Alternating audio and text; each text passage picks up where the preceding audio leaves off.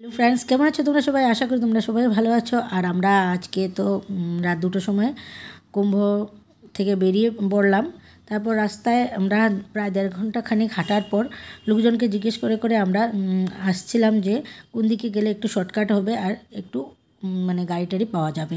ওরা আমাদেরকে রাস্তা দেখিয়ে দিল, আর তাই হাঁটতে হাঁটতে আমরা এসে ঠিকঠাকই পৌঁছে গেছি। সেখানে ছিল অটো, আর এগুলো সিএনজি গ্যাসে চলে, তাই একটুখানি কস্টলি হয় আমাদের এখানের অনুপাতে। তারপর আমরা চেষ্টা করলাম যে যদি একটা অটো আমরা পাই, কিন্তু এখানে অনেকটাই ভাড়া বলছে, মানে 1000 টাকার নিচে কেউই যাবে না। 3 কিলোমিটার যাবে কিন্তু 1000 টাকা।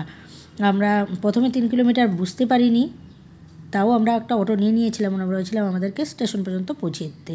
ও বলেছিল, মানে ড্রাইভারটা বলেছিল যে স্টেশন পর্যন্ত পৌঁছে দেবে, 1000 টাকা ভাড়া লাগবে, পুরোটাই আমাদের রিজার্ভ থাকবে।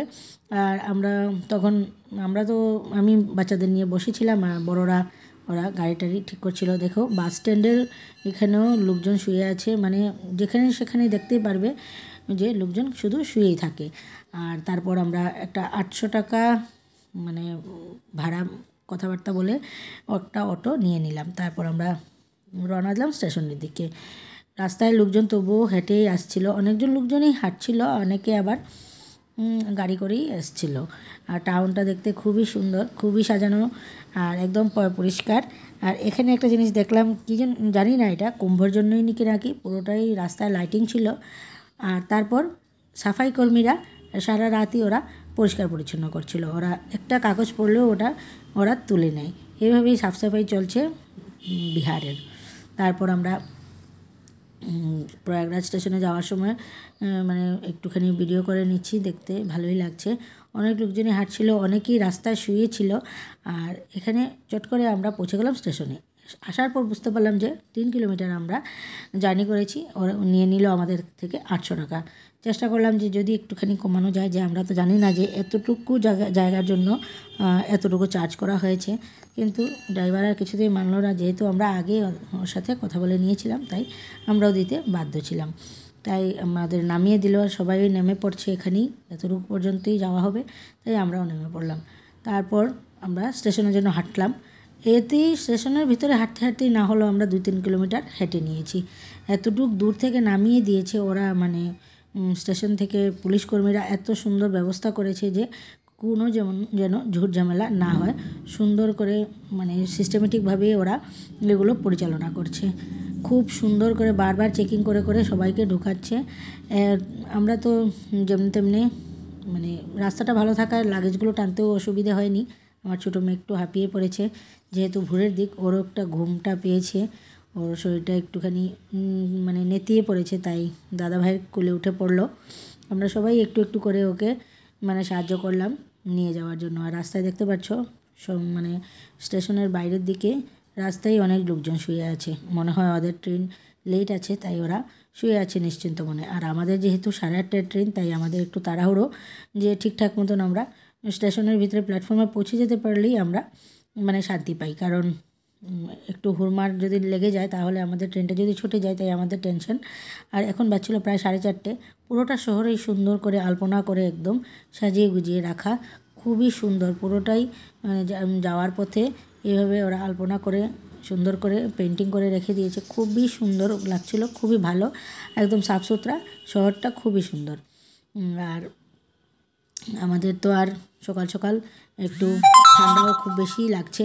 এখন তো আমরা প্রায় স্টেশনের ভিতরের দিকেই চলে যাচ্ছি, কিন্তু স্টেশন চত্বরটাই এত বড়, না হলেও 3 কিলোমিটার হবে। হাঁটতে হাঁটতে তো আর পথ আর শেষ হচ্ছে না। আর এদিকে স্টেশনের অ্যানাউন্সমেন্ট চলছে, তাই আমরা একটু ভরসা পাচ্ছি যে আমরা ঠিকঠাক জায়গায় আছি। অ্যানাউন্সমেন্ট শুনে শুনেই আমরা এগিয়ে যাচ্ছি লোকজনের পিছনে পিছনে। আর এখানে যাত্রীদের মানে স্টেশনে ঢোকার আগে ওরা বসার ব্যবস্থা করেছে। বসার ব্যবস্থা কি, লোকজন মানে একটু বসতে পারলেই শুয়ে পড়ছে, মাথায় এই গাট্টি বুস্কা নিয়ে ওরা আছে। ওদের মানে লোকজনের এত লাগেজ, ওরা কীভাবে নিয়ে যে বেরিয়েছে। লাগেজ যতই কম ততই শান্তি। আমি আমার হাজব্যান্ড, আমার 2 বাচ্চা নিয়ে আমাদের হয়েছে 2টো ব্যাগ, আর আমার কাকার 1 ব্যাগ, আমার কাকাতো ভাইয়ের 1 পিঠ ব্যাগ, আর আমার দিদির ছেলের একটাই ব্যাগ। আমরা একটাই নিয়েছি, কম হোক বেশি হোক তা দিয়েই মানে কুলিয়েছি। আর ওদের দেখতে পারবে মানে এক একটা ব্যাগ নাকি বস্তা ব্যাগ, ওরা এত লাগেজ কী করে ওরা ক্যারি করে আমাদের দ্বারা তো অসম্ভব। আমি আর আমার 2 মেয়ে তো একদমই আমরা লাগেজ নিইনি। আর যাই হোক আমাদের এভাবেই চললো কিছুক্ষণ। তারপর আমরা একটা চা স্টল পেয়েছি। চা স্টল পাওয়ার পর সবাই বলছে যে একটু চা খেয়ে হাত পাগুলো একটু গরম হোক, আর একটু চা খেয়ে শরীরটা একটু গরম হোক। আর আগুন পেয়েছিলাম, সেখানে জ্বালিয়ে রেখেছিল। এখানে প্রায়ই দেখা যায় জায়গায় জায়গায় আগুন জ্বালানো হয়।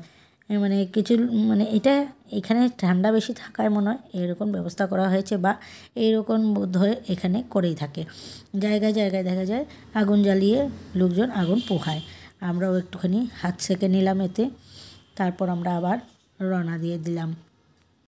যেখানে আমরা দাঁড়িয়েছিলাম সেখানে এমন লোকজনের ভিড় ছিল, স্টেশনের ভিতরে সবাইকে এক জায়গায় দাঁড় করানো হয়েছিল। তারপর অ্যানাউন্সমেন্ট করে দিল যে তোমরা সবাই লাইন ধরো।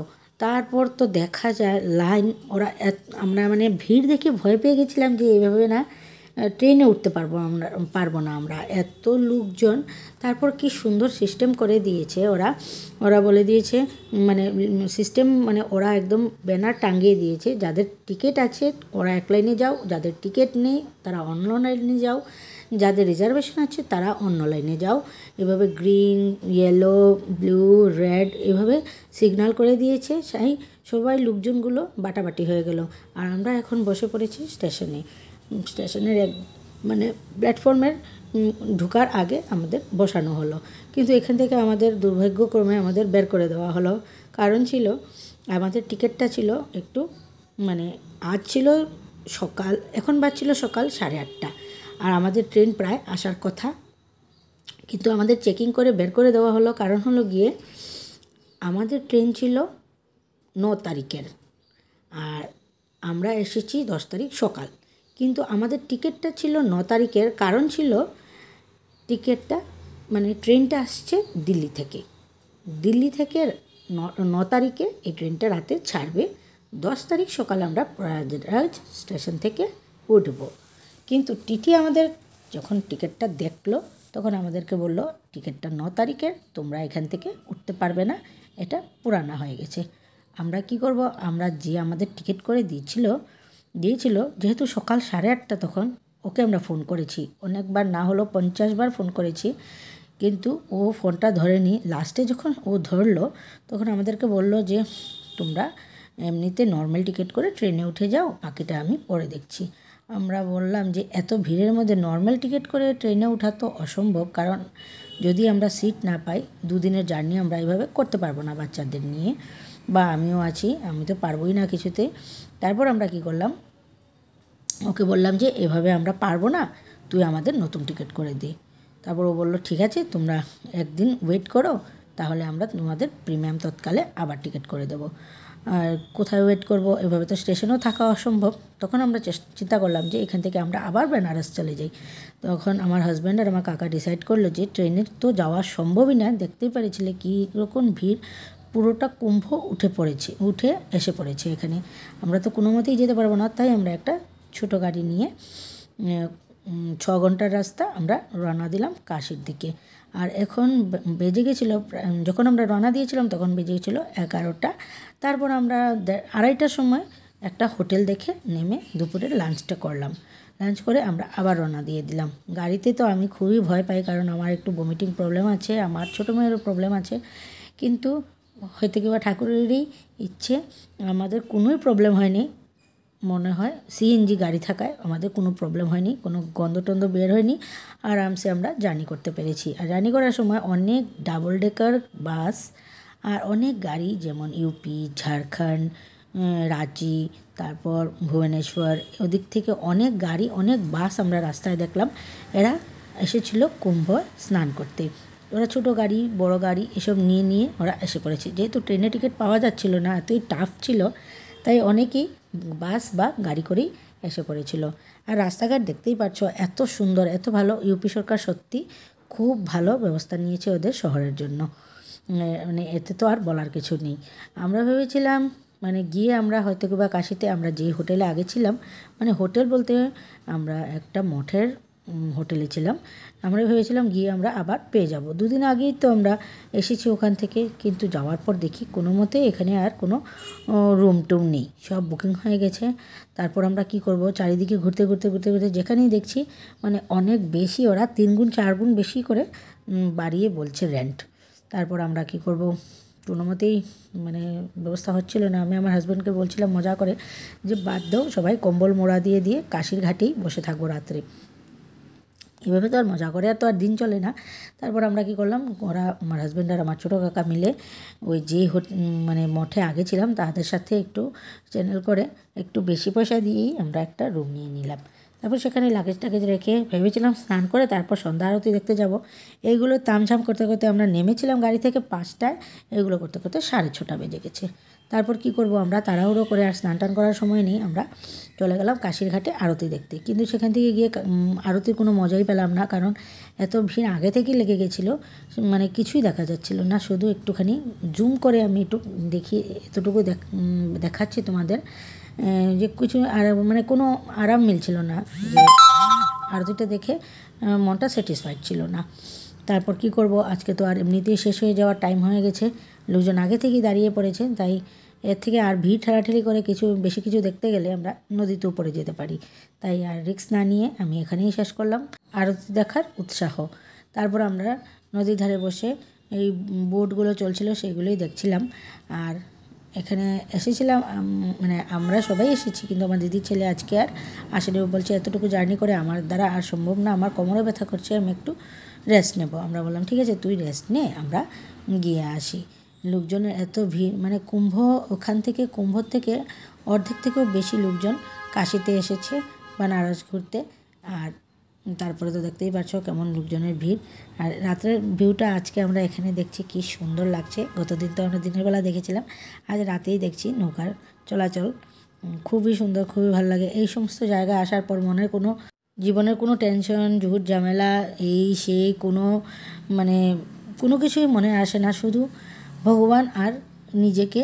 তখন মনে হচ্ছে যে পৃথিবীতে শুধু আমি আছি আর আকাশে আছে ভগবান। আর মানে ভগবানের এত এনার্জি, সত্যি মানে এরকম পবিত্র স্থানে আসলে মনটা অনেকটাই পবিত্র হয়ে যায়। ভগবানের অনেকটাই মহিমা আছে। আজ আবার আমরা কাশিতে ফিরে আসলাম, তারও একটা কারণ আছে। যখন আমরা 2 দিন আগে গেছিলাম ব্যাক করে, কাশি থেকে কুম্ভ গিয়েছিলাম, তখন রাস্তাতে আমাদের যাওয়ার সময় আমার দিদির ছেলে গতদিন যখন আমরা কাশি থেকে বেরিয়ে যাওয়ার সময় আমি আর আমার দিদির ছেলে দুজনেই বলেছিলাম আর কাশিতে আসবো না, ভগবান দর্শন দিলেন না আমাদের, আমরা দর্শন করতে পারলাম না এতক্ষণ 6 ঘন্টা লাইনে দাঁড়িয়ে, তাই আমরা আর কাশিতে আসবো না। গতদিনে কাশিতে যে আমরা স্নান টান করেছিলাম, তারপর যে আমি সন্ধ্যা আরতি বা অন্য কিছু তোমাদের দেখাইনি, কারণ আমার মোবাইলের ব্যাটারিটা শেষ হয়ে গেছিলো, মোবাইল সুইচ অফ হয়ে গেছিলো। আর চার্জও দিতে পারিনি, যেহেতু আমি ঘর থেকে মানে হোটেল থেকে বেরিয়ে এসে পড়েছিলাম, চার্জারও আনিনি, তাই আমার আর নেক্সটের ভিডিওগুলো দেখানো হয়নি। আমরা দাঁড়িয়েছিলাম, তারপর স্নান টান করার পর লাইনে দাঁড়ানোর পর মানে বিকেল 4টেতে আমরা লাইনে দাঁড়িয়েছিলাম সে মানে ঠাকুর দর্শন করব বলে। আর রাতে 10টা 20 বেজে গেছিলো, তখন আমাদেরকে জানানো হয়েছে, লাইনে দাঁড়িয়েই ছিলাম, জানানো হয়েছে যে আমরা আজকে আর দর্শন করতে পারবো না, মন্দির বন্ধ হয়ে গেছে, আর মন্দির খুলবে ভোর 4টেতে। তাই এইভাবে তো 4টে পর্যন্ত আমাদের দাঁড়ানো সম্ভব না, তখন বাজছিল 10টা 20, রাত 10টা 20। তাই আমরা কি করলাম, আমরা মানে সেখান থেকে রওনা দিয়ে দিলাম, আমরা চলে গেছিলাম আমাদের হোটেলে। তারপর আমরা পরের দিন সকালে হোটেল ছেড়ে আমরা চলে গেছিলাম, অযোধ্যা যাওয়ার কথা ছিল, অযোধ্যা না যেতে পেরে আমরা চলে গেছিলাম কুম্ভে। তারপর যাওয়ার সময় রাস্তায় আমরা বলেছিলাম আর কখনো কাশি আসবো না, কাশি এসে বিশ্বনাথ দর্শন হলো না, ভগবান আমাদেরকে ভালোবাসেননি, আমরা হয়তো কেউ বা পাপী, আমাদের আর দর্শন করা হয়নি। আমরাও কখনো আর ভগবানের উপর একটুখানি অভিমান করে বললাম যে আমরা আর আসবো না কাশিতে। তারপর একটু পরেই যখন আমরা এই কথা বলে মানে অটো উঠেছিলাম স্টেশনে যাওয়ার জন্য, প্রয়াগরাজ স্টেশনে যাওয়ার জন্য, তখন আমাদের হয়েছিল কি দিদির ছেলে মোবাইলটা হেরে যায়। তারপর আমরা আর মানে রাস্তা খোঁজাখুঁজি করলাম, তখন তো আর পাওয়া গেল না, কারণ কখন পড়ে গেছে কখন কী হয়েছে, ফোন করলাম যখন দেখলাম মোবাইলটা সুইচ অফ। তারপর বুঝতে পারলাম যে এটা কেউর হাত লেগে গেছে, তাই আর খোঁজাখুঁজি করে লাভ নেই, আমরা কুম্ভে যাওয়ার জন্য রওনা দিয়ে দিলাম। তখন আমি আমার দিদির ছেলের মনটা খুব খারাপ হয়ে গেছিলো, আমার মনটাও খুব খারাপ হয়ে গেছিলো। তখন আমরা বলেছিলাম যে দেখ আমরা আরও পাপি, যেহেতু বলেছি আমরা কাশী বিশ্বনাথ আর কখনো আসবো না, তার জন্য হয়তো ভগবান আমাদেরকে আরও শাস্তি দিলেন। তাহলে তুইও বল যে আরেকবার আসবি, আর আমিও বলি যে আরেকবার আসবো, কাশী বিশ্বনাথ দর্শন করে যাব। সেখান থেকে তো আমরা চলে গেলাম কুম্ভতে। আসার সময় কীভাবে আমাদের টিকিটটা এইভাবে আমাদের সাথে একটা কি একটু উল্টা পুল্টা হয়ে গেল। ভগবানেরই হয়তো কেউ ইচ্ছা ছিল যে তোরা আবার কাশিতে আয়, আমার দর্শন করে যা, তাহলে তোদের মানে এইবারের তীর্থটা পূর্ণ হবে। হয়তো ভগবানের কৃপা ছিল যে আমাদেরকে দর্শন দেননি, তাই এবার আমরা আবার এসেছি। তারপর তো আমরা নৌকা বিহার টিহার দেখলাম কতক্ষণ, দেখার পর চলে গেলাম আমাদের। আর শুনেছিলাম যে কুম্ভে আসলে নাকি শিবলিঙ্গ কিনতে হয়। কুম্ভতে গিয়ে তো আমি শিবলিঙ্গ তেমন সুন্দর পাইনি, আমার পছন্দ হয়নি, তাই এখান থেকে আমরা বেরিয়ে গেলাম একটা শিবলিঙ্গ কিনতে। এখানে পাথরে খোদাই করা অনেকগুলো দোকান আছে, মূর্তি বানানোর দোকান। তাই কাকা বলল যে এখান থেকে নিয়ে নি শিবলিঙ্গ বেছে।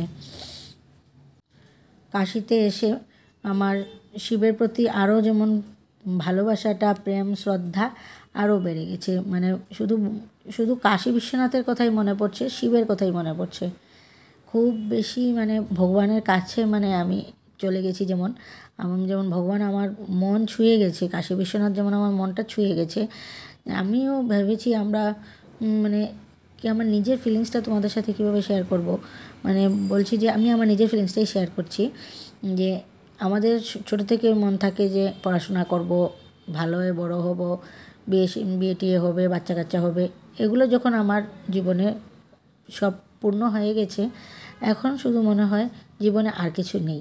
কিন্তু এই সময় আমি কিছুদিন থেকেই ভাবছিলাম যে আমি তো কোনো কিছু করি না বা কোনো ইনকাম করি না, তা আমার হয়তো কিংবা জীবনে আর কিছু পাওয়ার নেই, এখানেই মনে হয় আমার চাওয়া পাওয়া শেষ হয়ে গেছে।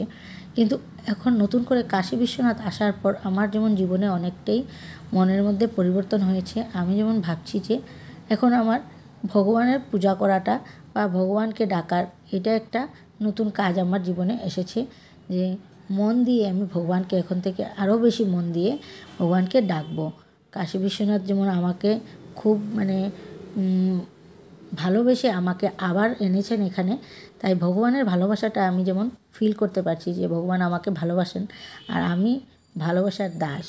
আমাকে যদি কেউ ভালোবাসে তাহলে আমি তার থেকেও চেষ্টা করি আমি যেন আরও বেশি ভালোবাসা দিতে পারি। আর আমি মানে অনুভব করছি যে ভগবান যেন আমাকে খুব বেশি ভালোবাসেন, তাই জন্য উনি আমাকে আবার এনেছেন এখানে। আর এটা আমার যেমন হাতে নাতে প্রমাণ হয়ে গেছে, না হলে টিকিটটা আমাদের ঠিকই ছিল, কিন্তু এভাবে ভুল কীভাবে হয়ে গেল। তারপর তো মানে এখন আমার ভগবানের প্রতি অনেকটাই শ্রদ্ধা আরও বেড়ে গেছে। তারপর আমরা গেলাম শিবলিঙ্গ কিনতে। আর এখানে দেখতেই পাচ্ছ অনেক বড় বড় এগুলো তো মন্দিরে টন্দিরে থাকে। আমরা ছোটোর থেকে ছোটো, ক্ষুদ্রর থেকে ক্ষুদ্রতম শিবলিঙ্গ কিনতে গেছিলাম। নাকি ঘরে বৃদ্ধাঙ্গুষ্ঠর মাপে শিবলিঙ্গ কিনতে হয়, তাই অনেক ধরনের মূর্তি ছিল খোদাই করা। আমার কাকা বলল যে এগুলো একটু ভিডিও কর, কি সুন্দর মূর্তিগুলো, তো ভিডিওতে এগুলো দেখাস তাহলে অনেক লোকজনের ভালো লাগবে, তোর ভিউয়ার্সদের ভালো লাগবে, তো সুন্দর করে এগুলো দেখা। আর আমার যেমন কেমন সংকোচ লাগে অন্যদের দোকানে গিয়ে এইভাবে ভিডিও করা, অন্যদের জিনিসটাকে ভিডিও করে দেখানো। যদি কেউ কিছু বলে দেয় যে এইভাবে ভিডিও করতে পারবে না, তাহলে একটা খারাপ দেখা যায়। কিন্তু এত সুন্দর তোমাদের না দেখিয়েও পারছি না, তাই আমি লুকিয়ে লুকিয়ে ভিডিও করছি। সব ধরনের ঠাকুর দেবতার এখানে মূর্তি আছে। এখানে প্রায় দোকানেই দেখা যায় ওরা এই ধরনের কাজগুলো করে থাকে। তারপর আমরা ছোট্ট একটা শিবলিঙ্গ পছন্দ করলাম আর দাম করলাম, যখন বলল কি 1000 টাকা, মানে আমার বৃদ্ধাঙ্গুষ্ঠের সাইজের শিবলিঙ্গটা ছিল, একদম খোদাই করা এটা। আর এমনিতে আমরা বাজার থেকে যে শিবলিঙ্গ কিনি সেগুলো সিমেন্টের থাকে।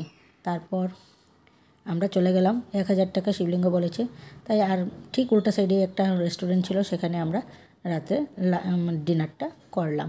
একদম 100 টাকায় একদম ফ্রেশ খাবার দাবার, রুটি ভাত সবজি আমরা সবাই খেয়ে তারপর আজকের জন্য এখানেই শেষ করলাম দিনটা।